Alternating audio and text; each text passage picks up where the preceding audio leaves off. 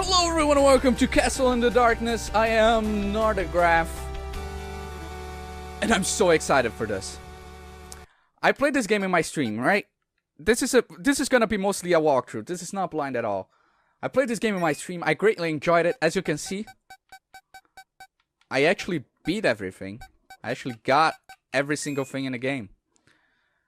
And we're gonna play through the game. I'm gonna get everything in the game. As you can see, these are all my save files. This is not completed because I didn't need to. I needed to play through the game again and get the normal ending, believe it or not. And we're gonna delete a file. I'm gonna play through both New Game Plus. Actually, I'm not gonna play through New Game Plus. I'm gonna play through New Game, and at the end, I'll show what New Game Plus has to offer. Right? Anyway, let's play through the game again. I'm gonna start a normal new game. Kingdom of Alexandria.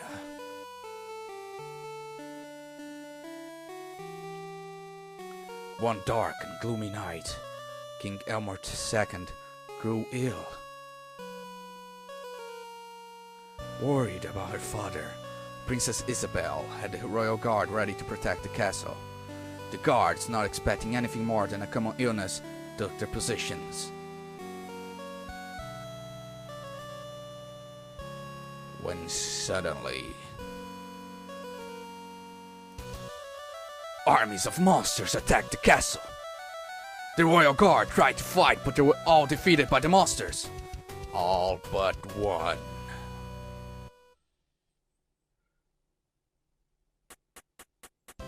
Here we go, yes! Yes, I'm so excited to be playing this again.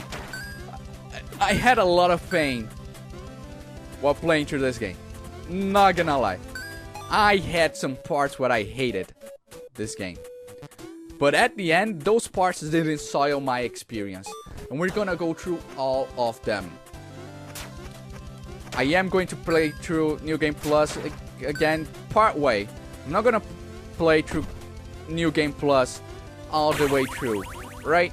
Because there's not much point. I can just show you what you get. Some enemy bullets can be hit back at them. Don't forget. Thank you. This is mostly a walkthrough, right? To show you all the secrets and everything. I want you to, however, if at any point during this playthrough you decide, oh, I really enjoy this, I want to play for myself, please do. Please do buy the game. It's not that expensive, and I guarantee you love it. Unless you don't like challenging games, which is completely understandable, by the way. I like challenging games when they feel fair, personally. But I can totally understand if you don't like challenging games. It's perfectly understandable. Now here's the very first secret. If you hit this wall enough, this guy will throw money at you. The very first secret in the very first level. Like in the very first beginning of the game. Hold jump when landing on breaking blocks to bounce higher. Yes. So if it takes some getting used to with that mechanic. But once you do, and like there's no parts of the game where that mechanic will feel forced or anything. Actually, there's one thing that I probably can't show off, which is how to get the Book of Monsters. I'll get to the Book of Monsters on the bonus video anyway. Actually, there's something I want to try. I think this is only on, yeah, this is only on New Game Plus. Which is perfectly fine, to be honest. There's actually a ring you can get there.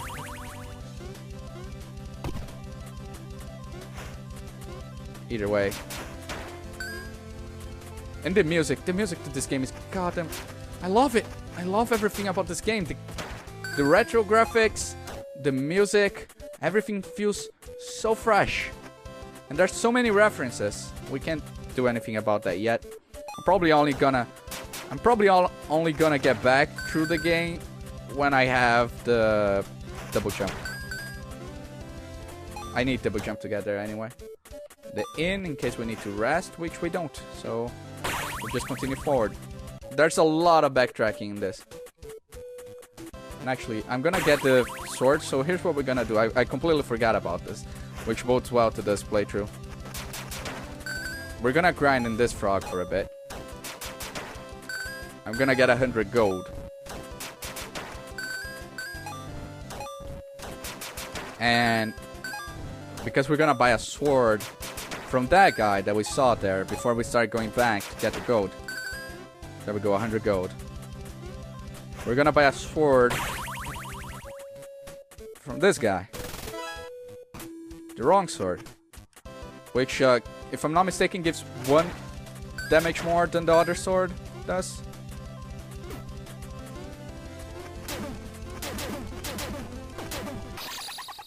And there we goes.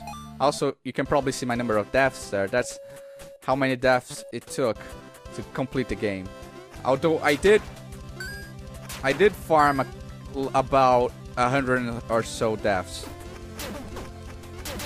Also, I think I forgot to buy the sword again. Yeah, my range is a lot smaller. There we go. Now I gotta be careful here, because I always fall on those spikes. Always. It's like inevitability. I cannot. If I'm not thinking and I'm just running through the level to get to somewhere, I always fall on those spikes.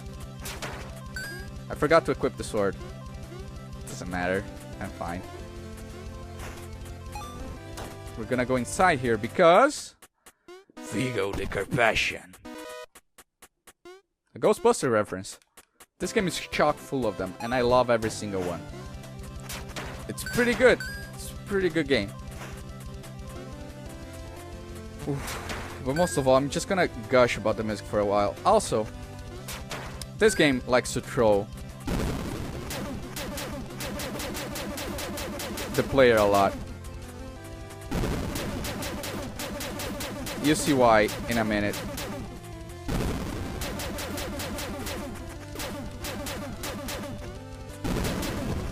And there we go. This boss is pretty easy. It's the Bubble Dragon, I think, if I'm not mistaken. Honestly, you can probably go through the entire game with just the sword. I'm not gonna do that because I'm not a masochist. But you can probably go through the entire game with just this sword. Actually, it doesn't give more damage. It just increases your range, which is not a bad thing. Sometimes you need the distance. Anyway, as I was saying, this game likes to troll the player, right? Do not enter sewer pipes. Be prepared to see a lot of that. Also, you can buy this sword again for some reason. Over there. Did I forget to save? I probably did. Probably gonna have to do the Bubble Dragon boss fight again, which is something you gotta get used to be honest. You're going to, if you die and you're an idiot like I just was, and you forget to save, you're going to be redoing boss fights. Hopefully that doesn't happen again, because some boss fights are quite annoying. It's fine, it's fine. Look, I want my gold, okay? Boss heart, HP up. There is a lot of trolling going in this game. I saved, didn't I? Oh, I think I went into equip and I forgot to save. Whoops. Either way, let's keep going. We cannot go up yet. We can set the path to go up. Also, we'll be seeing, I think they're called demon heads, which is, might be a, whoops. Yeah, falling spikes are a thing. Get used to them. Which I think might be a reference to Clash at Demon Head, the game, not the Scott Pilgrim Band. The Scott Pilgrim Band actually was a reference to the game, so either way. I'm doing this for no reason other than to have it here. Because as you can see, we need the clock tower key. And I do not have... Why did I moved slightly to the left there? I don't know why. Okay. Die, zombie, die. Is this the... Yeah, it's the wrong sword. Anyway, before we go inside, you can see cracked walls. And if you see cracked walls, it means secret... Well, there we go. Dead. I'm not gonna redo that top part again. I just wanted to show off that we're gonna have to go back to it, you know? I guess I could talk a little bit about how I got to know this game. You probably know Nintendo Capri Sun. If you don't, tell me which rock you've been living in for the past few years. He's a fairly big YouTuber. He was one of the very first Let's Players. One of the few very first Let's Players to be exact. And he's a really cool guy. His name is Tim, and he played this game all the way through. It was a long, long time ago in a galaxy far, far away. And I kind of fell in love with the game at the time. I thought, oh, this game is gonna be hard. I'm not gonna... the fact that there is... the deterring factor that could prevent you from buying this game is the fact that it doesn't have a map. But there's Firebrand, by the way. But let me tell you, like, straight up, the fact that it doesn't have a map isn't that bad. It isn't that bad at all. Like, sometimes you might forget stuff that you... Well, I died. I have to get everything again. It's fine. I actually don't mind. Surprisingly enough. I actually think it's quite enjoyable to replay through a part and get better at it. Where was I? I went into a tangent. The fact that... The map, right. Don't let the fact that this game doesn't have a map deter you from buying it. At all. It was a worry of mine at the start. I was like, oh, I'm gonna forget where things are. But we're on the age of the internet. If you need a map, you can find it online. You actually can. I didn't use it. I did not need it, to be honest. Sometimes I forget, oh, where is that again? But it would come to me pretty fast. And actually, we can just ignore that guy. But it would come to me pretty fast where the things were. Because, honestly, the levels are pretty memorable. There's a boss fight coming in. I don't want to have damage for it. There we go. The secret to this boss fight is to never hit him. Whoops. It's to also not get too close to the bastard. But the secret to that boss fight is to never hit him when he's coming towards you. Or when he's about to... See what I mean? Because he boosts forward. And never hit him when he's on these stairs. Because if you don't... You're a fucking asshole. This will happen sometimes. If you don't hit him when he's near the stairs that I'm standing on, he won't jump on them. Sometimes he might. Which is always a good idea to hit him just a little bit so he doesn't. See, I'm doing a lot better now. There we go, he's dead.